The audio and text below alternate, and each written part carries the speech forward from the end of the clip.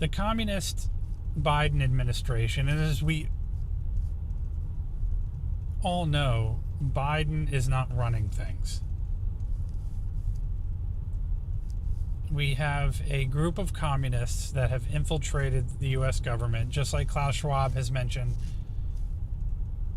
He has people who have infiltrated the Trudeau government. We have communists that have infiltrated the U.S. government. And Biden is simply a figurehead. I think at this point it's pretty obvious that that's the case. And it's disturbing, to say the least. And, you know, I keep hearing these stories where people are saying Gavin Newsom might end up taking over for Joe Biden, and maybe Michelle Obama. They're gonna replace Biden with someone else at the Democratic National Convention. All of these things are mentioned, and the reality is that as long as Joe Biden can barely walk, barely talk, and really just stand up, the communist left want him in place and will keep him there because he's not in control of anything, and having anyone else other than him might kind of upset the control that they currently have within the U.S. government. And yesterday was a very good example of what these communists are trying to do to America, and they're trying to tear America down and destroy it in several different ways, one of which is destroying a fundamental value of the United States, which is what the United States was built on, and that's Anglo-Christian values. The United States was built on Christianity and based on God, and in order to destroy America, those values have to be destroyed. And how they're doing that is obviously with this massive push of transgenderism. Now, you didn't see this years ago. This is a new phenomenon. And that's how you know it's a strategy. It's a plan. It's something put in place in order to try to destroy the nation. And that's to push this transgenderism. And yesterday, on Easter Sunday, that's exactly what they tried to do. Now, this was also done last year, where you saw half-naked transgenders that are dancing and doing all kinds of crazy things on the front lawn of the White House. This year, now Joe Biden, Joe Biden makes this statement that's on the White House website, and says that transgenderism or transgender Americans are part of the fabric of our nation, and then goes on to say, by the virtue of the authority vested in me by the Constitution, I hereby proclaim March 31st as a transgender day of visibility on Easter Sunday. And so this was strategic. This was done purposefully on Easter Sunday to mock Christianity, to spit in the face of those who believe in Christ.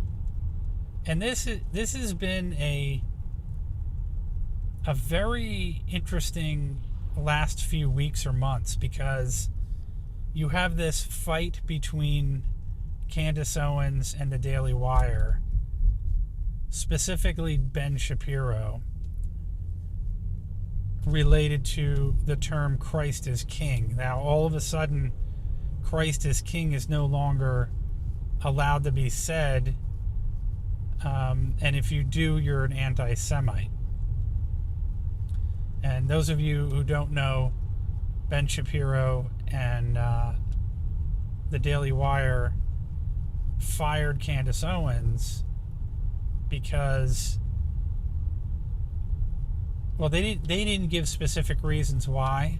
However, just recently there have been some leaked either memos or conferences or something by Daily Wire employees anonymously that Ben Shapiro and others had gathered everybody around and said, hey, look, you know, the fact that Nick Fuentes was saying Christ is King and Candace Owens has been saying Christ is King, we want to get rid of Candace Owens because we're not tolerating her saying Christ is King. So there's this religious thing going on between the Jews and Christians. There's also this thing going on with a fellow by the name of Rabbi Shmuley, who is very aggressive in his claim of anti-Semitism to Candace Owens, who Candace Owens has been claiming has been harassing her for 2 years. And when she spoke out against him, he retaliated very, very violently. And now also others have retaliated against her. You know, obviously the Daily Wire has. And then also Candace Owens had a interview with another rabbi, Rabbi Barclay, where Rabbi Barclay essentially was calling her an anti-Semite as well, because she would not admit to him that what happened on October 7th was uniquely violent to any other violence that's ever happened in world history. So in other words, this other Rabbi Barclay was saying, look, if you need to essentially say to me right now during this interview that what happened on October 7th, the attack on Israel by Hamas, was the most violent thing that's ever happened. This Rabbi Barclay, during the interview with Candace Owens, insisted that she apologize for not admitting that the attacks by Hamas in Israel were not the most unique, violent attacks that have ever taken place in world history. And this Barclay individual was extremely condescending to Candace Owens. Very mean-spirited, very... he just talked down to her pretty much the entire time. And like I said, just very, very condescending and patronizing. And if you have the opportunity, I suggest that you watch the interview. I'm sure you can find it on YouTube. And so, you know, I'm kind of going off on a tangent with this situation with Candace Owens and the Daily Wire and these rabbis, but going back to this transgenderism day of visibility on Easter Sunday, this was done on purpose. This was decided ahead of time. Hey, this is what we're going to do in order to mock Christianity. That's what this is all about. That's why that decision was made. And then with these attacks now on Christians like Candace Owens, people like a Nick Fuentes is now becoming more popular. He's becoming more mainstream. More people are starting to buy into what he's saying. And of course now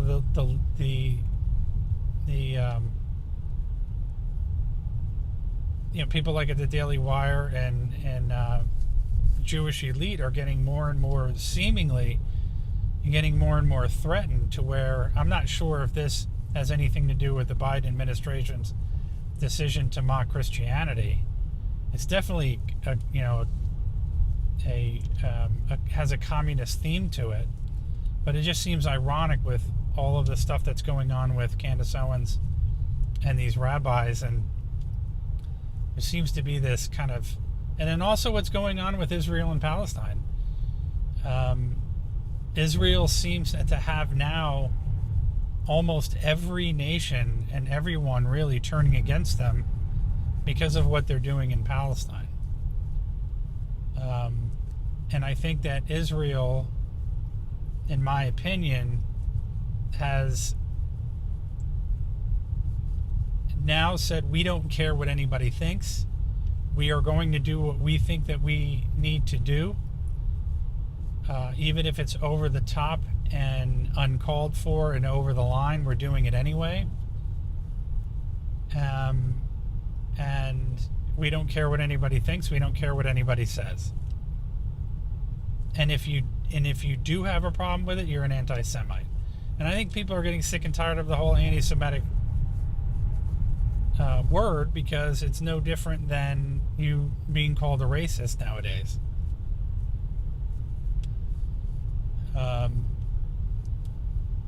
So again, there's a lot of this religious stuff now kind of coming out into news, coming out into the open, where there seemingly is this battle between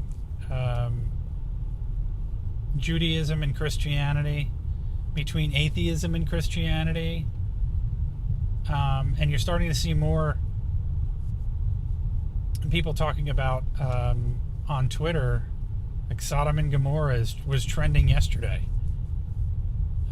You're seeing all of this degeneracy and violence and outright communism and just the breakdown of society. People stealing things from stores,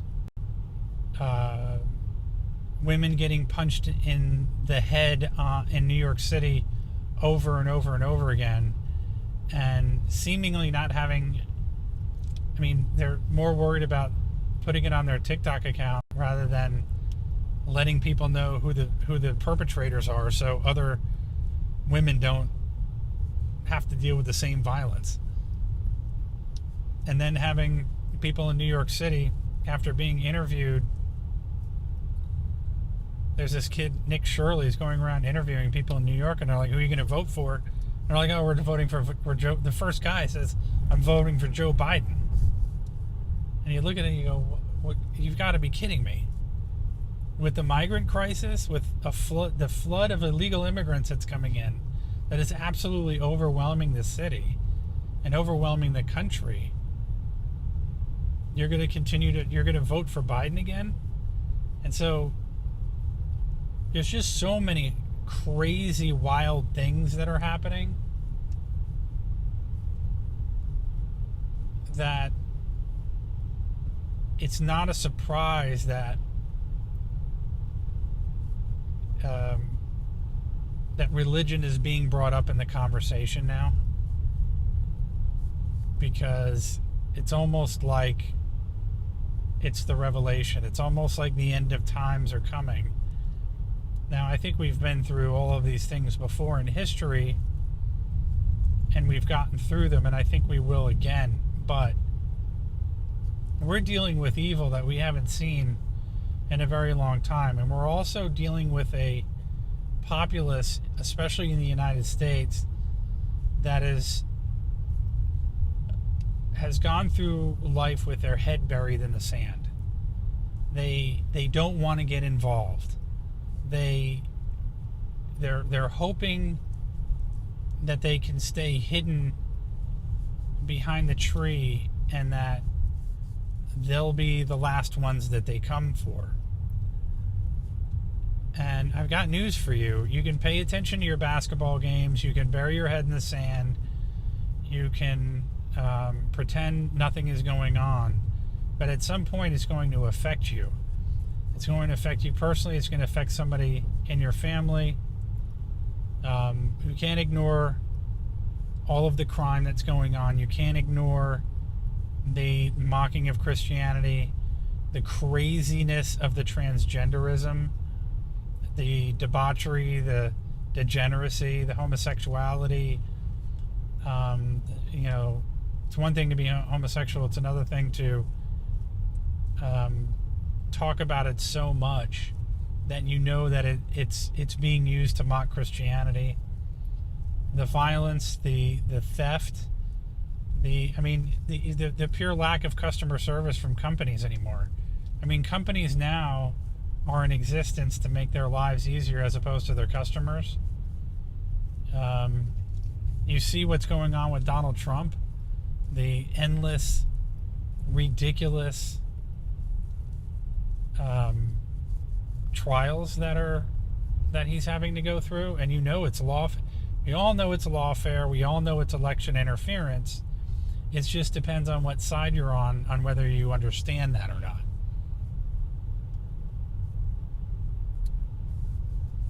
And then the one thing I forgot to mention was Nancy Pelosi. She takes it upon herself yesterday to post on Twitter, "Happy Cesar Chavez Day." So for those of you who don't know who Cesar Chavez was a labor activist, a farm labor activist that lived back in the early 1900s, died in the 70s, actually probably later than that. So he was more like a kind of a 60s, 70s era individual who tried to fight for workers' rights, more specifically for Mexican Americans and in farm labor. Was considered by a lot of people to be a communist, and then was also considered by a lot of people who was really kind of not an American, and definitely leaned. He was a Christian, but he leaned, or Catholic, but leaned towards communism. And Nancy Pelosi on Easter, that's what she posts, is happy Cesar Chavez Day. That's obviously on purpose to again mock Christianity. And supposedly she was Catholic. But this is what's happened now, how our government has been completely taken over by communism. And no one seems to care much about it. Crony capitalism as well that we're dealing with, people like Larry Fink. That's not capitalism. And people can say, well, capitalism is a bad thing. Capitalism is not a bad thing. Capitalism is actually a good thing. Crony capitalism is bad, but communists use crony capitalism in order to make regular capitalism look bad. That's what they do. So by using people like a Larry Fink, or people like, big giant companies like Amazon, Walmart, they try to make capitalism look bad by using those examples,